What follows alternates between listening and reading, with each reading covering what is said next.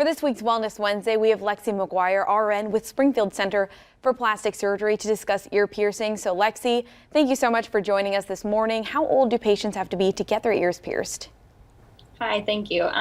We prefer that they're above the age of 4, but really any time that a kid is wanting or asking for their ears pierced is a good time for us.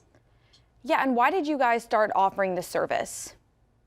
Yeah, so with plastic surgery, we were seeing earlobe repairs needing done. So whether that be from, the gauges or from long-term wear of heavy earrings pulling the earlobe down, or the accidental where the earring gets ripped out. With these earlobe repairs, we're having the patients ask us in the follow-up care, when can I get my ears re-pierced and who should do that for us? So we just decided to close the circle and offer ear piercing. Yeah, and how much does this service cost? So we have a few different earrings, and the options, it kind of depends on which one you choose, but it goes from 75 to 100. And then if somebody was interested in getting their ears pierced with you guys, how could they go about making an appointment? So they could call just our front desk, and the number is 217-793-3019, and just ask to schedule an appointment, and they'll kind of give you available times and you can pick what works for you. Yeah, and where are you guys located for anyone who wants to come and get their ears pierced?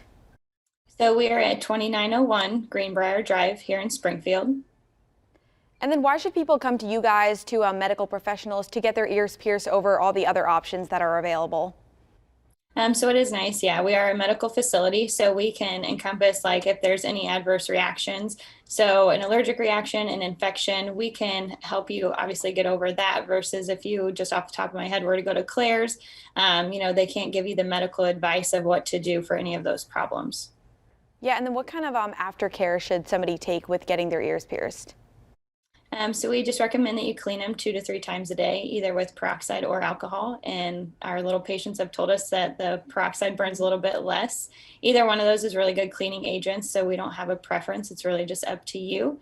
And then you just turn front and back while you clean them. So, it's just not too bad, 2 to 3 times a day, and that's it.